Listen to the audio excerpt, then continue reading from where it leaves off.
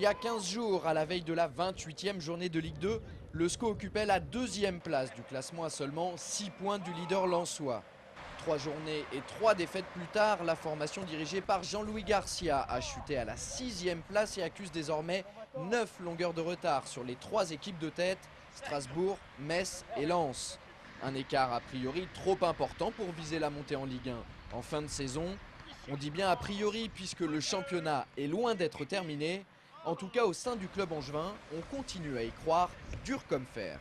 Un énorme exploit est réalisable si nous sommes capables de gagner 6 de nos 8 derniers matchs. Voilà. Je crois que vraiment tout est possible dans ce championnat encore, rien n'est terminé. Aujourd'hui, tant que mathématiquement il y a des possibilités de pouvoir atteindre le Graal, on va continuer. Il reste 8 matchs championnat, c'est énorme. Et en tout cas, on n'a pas abandonné, non, loin de là. En tout cas, ça a le mérite d'être clair, il va falloir compter sur Angers jusqu'à la 38e journée. De notre côté, on s'est également demandé quelles étaient les véritables chances de voir le SCO en Ligue 1 la saison prochaine. Alors les Angevins peuvent-ils, oui ou non, encore viser la montée? Jean-François Charrier, journaliste à Ouest France, et Gilda Crozon du Courrier de l'Ouest, deux spécialistes qui suivent au quotidien la formation angevine, répondent à cette question. Place aux experts. Pour que la montée soit encore possible, il faudrait que le SCO ne commette aucun faux pas et qu'en même temps, et c'est là où ça devient délicat, Metz ou Strasbourg, eux, aient des contre-performances. Ils sont quand même encore dans le coup au niveau du jeu. Ils mettent en difficulté les équipes adverses, simplement ils ne marquent pas de but.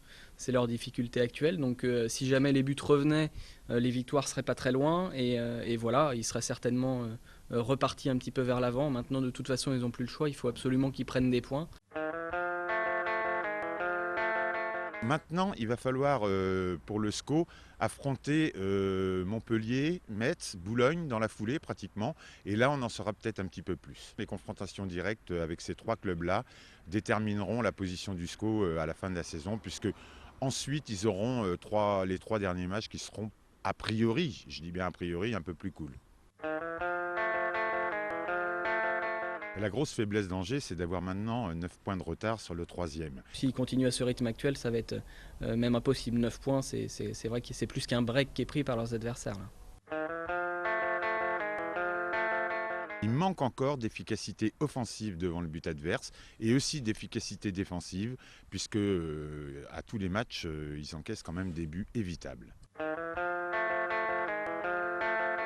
La roue a peut-être tourné, ils ont peut-être laissé passer leur chance là sur le dernier mois. Il y a des petits signes dans une saison qui généralement sont pas annonciateurs de bonnes choses, ou alors sont annonciateurs de bonnes choses. Et là en ce moment, la chance dont ne bénéficie pas le SCO n'est pas forcément bon signe.